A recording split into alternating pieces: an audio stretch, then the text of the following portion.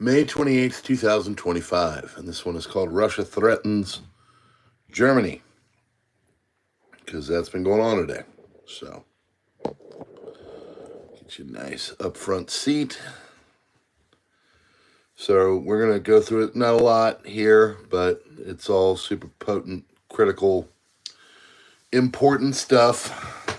There's been a lot of rhetoric between Germany and Russia, and the reason why is because, well, a couple days ago, Germany said, hey, we're going to be using long-range stuff. We're taking the gloves off. Russia said, oh, okay, we see you there. You take the gloves off, we can take the gloves off too. And so they have been going back and forth and back and forth. And the rhetoric has been increasing and rising. And that is where we're at. So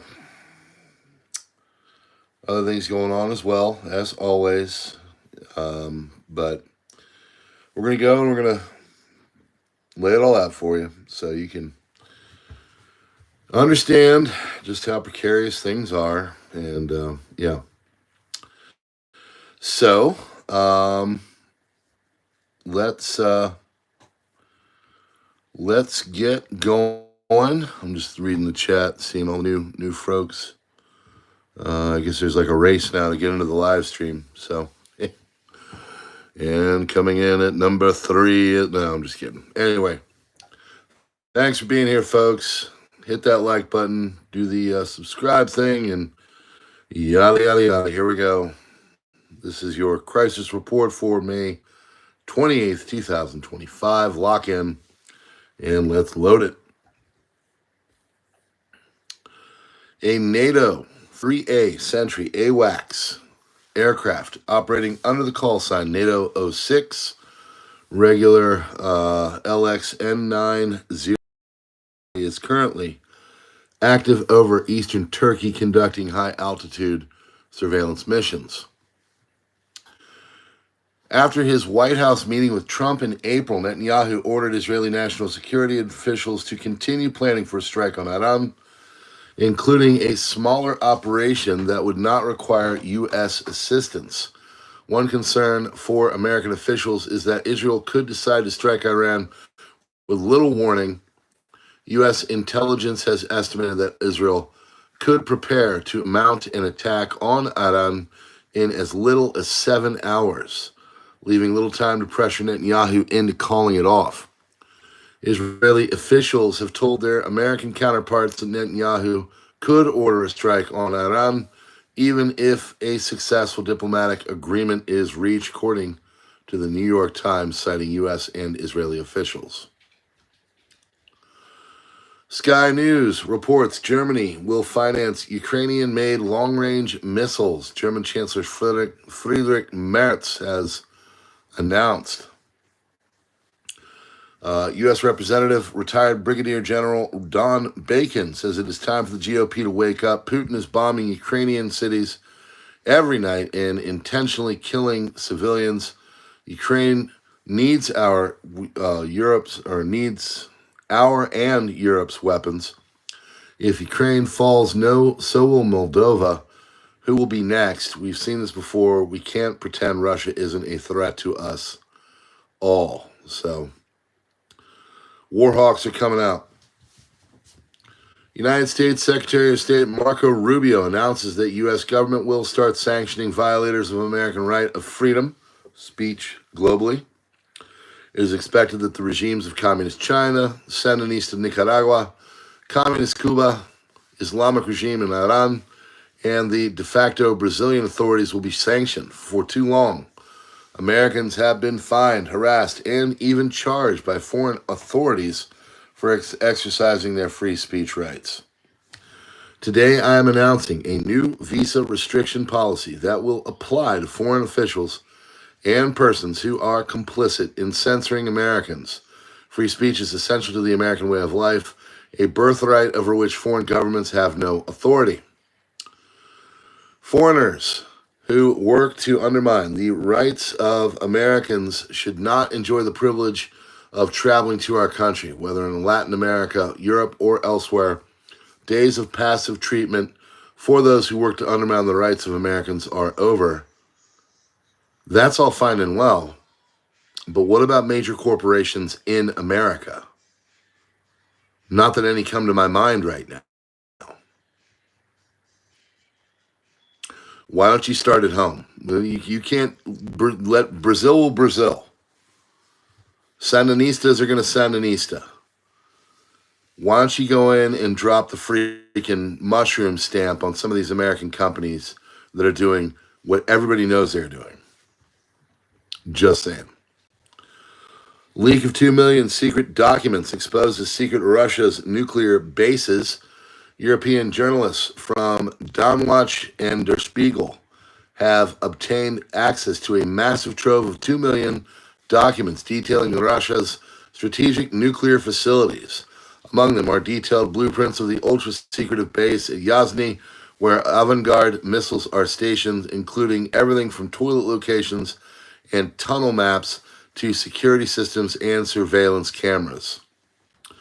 They leaked building plans, tunnel diagrams, IT systems, security layouts, alarm schematics, list of sports equipment, wall posters, soldiers' leisure activities, critical information revealing structural vulnerabilities. Appears to be the largest intelligence leak in the history of the Russian military. Any foreign intelligence service now has enough material to pinpoint weak spots. Toilets, motion sensors, tunnel routes, gym equipment. Journalists now have CIA-level access. It is a security disaster that Kremlin won't be able to cover up. Fallout could force Russia to rebuild parts of its nuclear infrastructure from scratch, potentially costing billions. Leaks supposedly happened via state procurement tenders, where contractors accidentally posted classified files online. Russia's Ministry of Defense has not commented on the breach. African-American businessman Elon Musk leaves the Trump administration as my scheduled time as a special government employee comes to an end. I would like to thank President Donald Trump for the opportunity to reduce wasteful spending. Doge mission will only strengthen over time as it becomes a way of life throughout the government. With votes counted from Portuguese citizens residing abroad, anti-Islam and anti-migration right-wing nationalist party Chega overtakes center-left Socialist Party in number of seats with 60. Marks the first time since the Carnation Revolution of 1974 that a party other than PS, S&D, or the Socialist Party, center-right PSD, elects one of the two largest groupings sent to Portuguese Parliament. So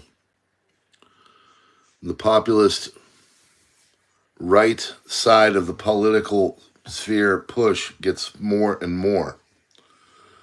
Durov's Telegram is going to partner with Musk's AI. Durov says he will integrate it across all Telegram apps, including fact-checking in channels. Musk says on X, no deal has been signed. If you are not a part of the Telegram, consider doing it. There's a crisis report one.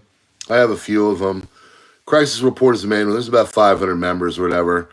I would say go and check it out. You know, I'm not on there a lot. There's only so much I can do. I'm one person. But it's a great way to go. It's a great way to get some stuff, and I'd like to integrate it more. But as it stands right now, again, there's just only so much I can do.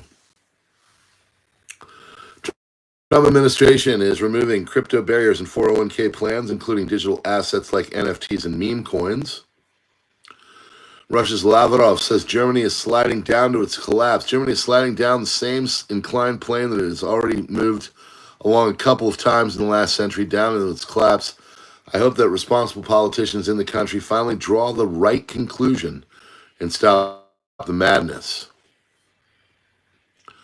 NATO will request Germany to supply 7 additional brigades, approximately 40,000 troops for alliance defense.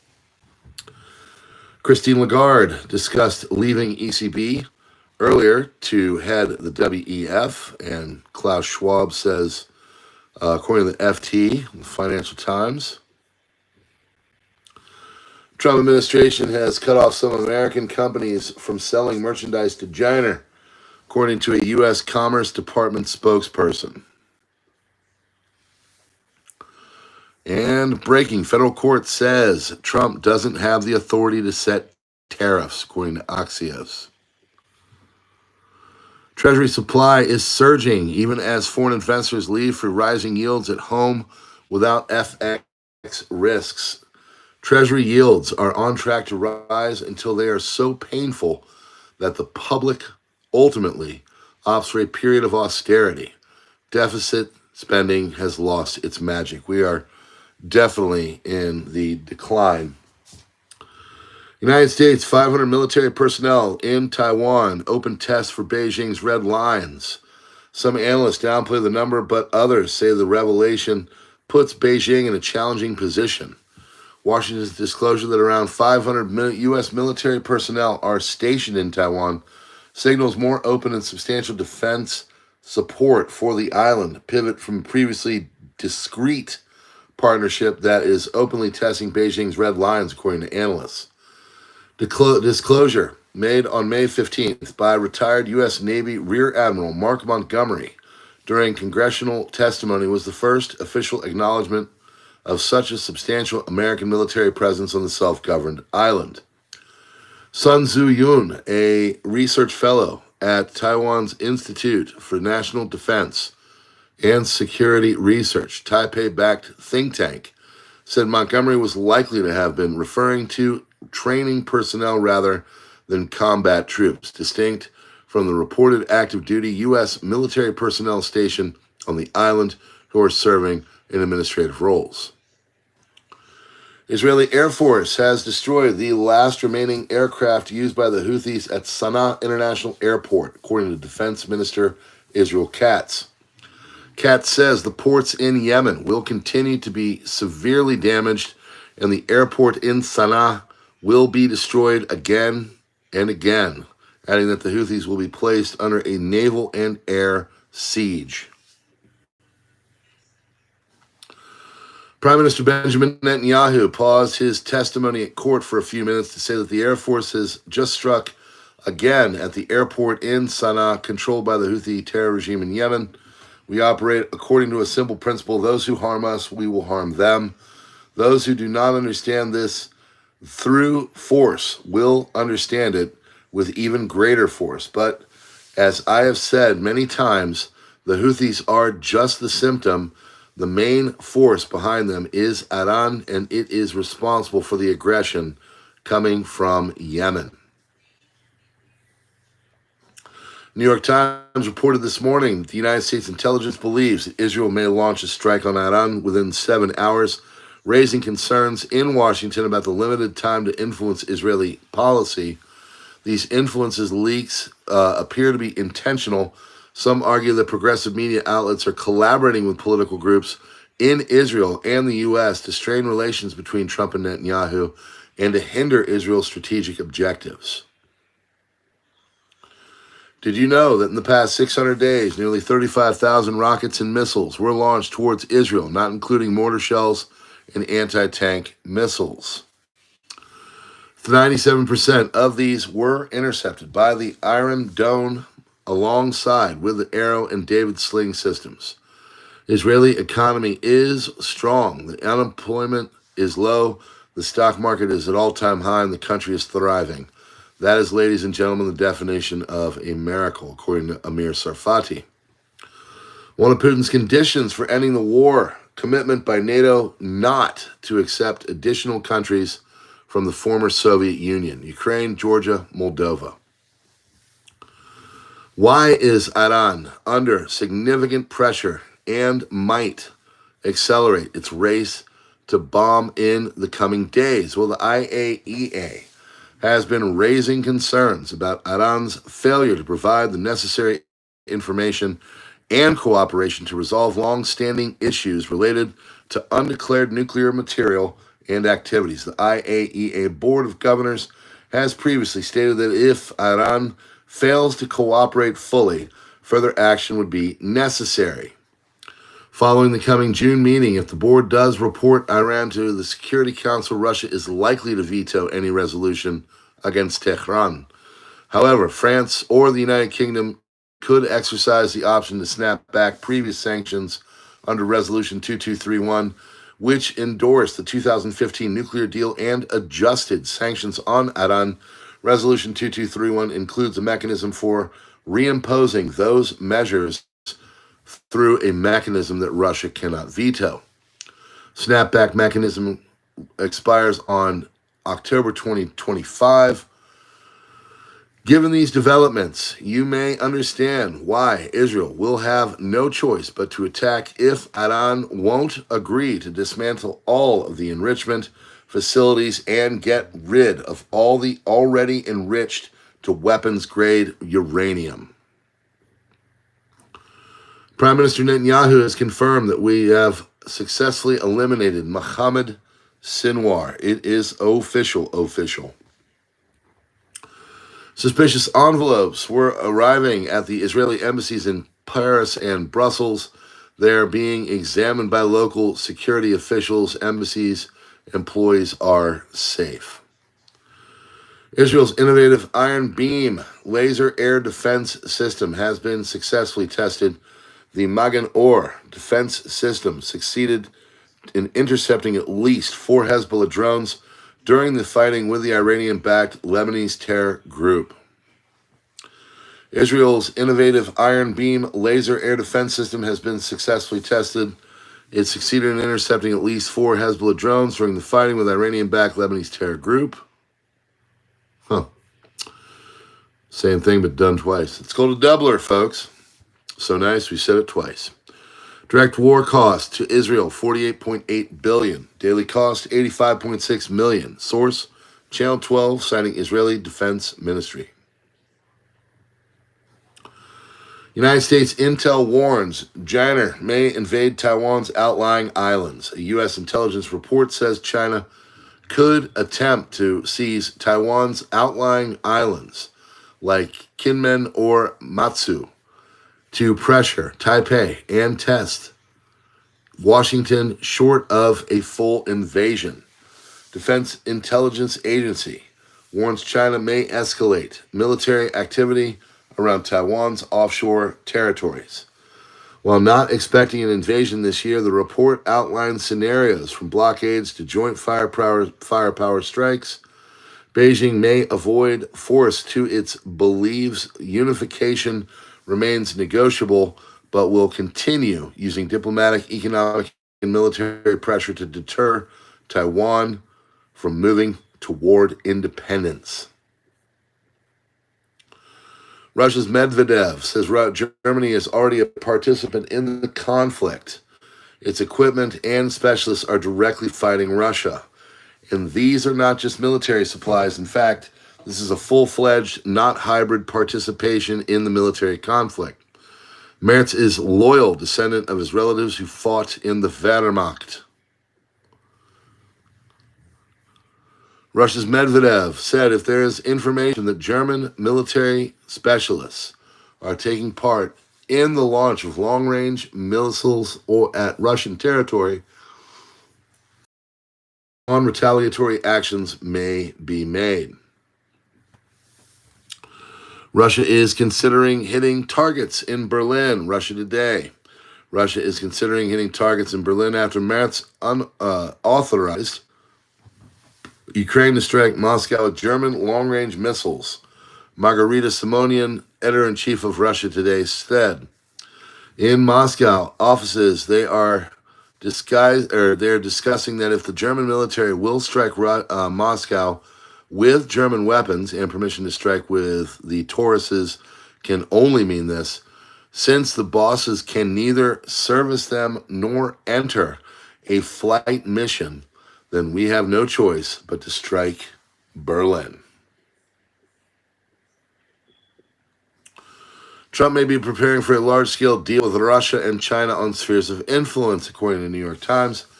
U.S. president intends to build a world where Moscow, Beijing, and Washington will be the centers of power in the spirit of the imperial policies of the 19th century. Russia's Lavrov says Germany is sliding down into its collapse. Germany is sliding down, same inclined plane that had already moved along with multiple times in the last century down to its collapse. I hope that responsible politicians in the country will finally draw the right conclusion and stop the madness, said the head of the Russian Foreign Ministry. And Russia has threatened to attack Germany now that they know German missiles and troops are in Ukraine, according to SUBSTACK. Ukraine does not have the technical capability to operate Taurus missiles on its own. Without German military specialists on the ground, these missiles are useless. That means that the Bundeswehr soldiers would directly participate in combat against Russia, says Igor Korotchenko, military analyst and editor-in-chief of the National Defense. Regardless of whether Ukraine's Taurus strikes are intercepted or hit targets, Russia's task is to retaliate with 2 Oreshnik complexes, medium-range ballistic missiles carrying 12 hypersonic warheads, in total conventionally armed. Such a strike would target the missile production plant in Germany for total destruction. If Ukraine continues using Taurus missiles against us, the next German military or industrial facility will be destroyed. We do not want war, we want peace, but under the UN Charter, we will act in self-defense. So as you can see, Russia and Germany are really kind of sending the salvo of ping-pong bad words, or at least threats, and that's kind of where we're at tonight as both countries keep laying it on thick. But it's, all things considered, relatively calm out there. But this whole thing, it could be bad if Germany just, starts giving them the geospatial information, and then Russia just goes, you know what, we're going to drop the hammer on all of you. So I don't think they would do that currently, but I think their patience is wearing thin. I just think they're at a point where they're kind of tired of the nuisances. You walk outside and there's a bunch of gnats flying around because it's hot. Start swinging and they finally go away. It's kind of what I see the Russians right now. They're just like done. So that is your crisis report for May 28th, 2025. Friends, thanks for being here. God bless you all. Please hit the like button, do the subscribe thing, darken at the bell. Trying to bring you the most comprehensive news on YouTube and nice little 20 to 30 minute blips so you can hang on and put the earbuds on and listen and do other things. Wash your sink, clean your bathroom, clean up your house, go garden, mow the lawn. All these things are excellent with the crisis report playing in the background. So if you like what we're doing here, please, friends, hit that like button, to the subscribe thing. You can become a member, like I believe Bad Bobber and Howard Clegg. That is a great way to make the Borgarino chill out on us. This channel gets no love, but whatever. I'm just glad you're here. So if you could consider it, it's a couple bucks a month, worth it. It's like a newspaper subscription, anything else. But anyway, can't get anything anymore for $2. It's all too expensive. So, all right, friends, God bless. Hit that like button, and we will see you on the next one.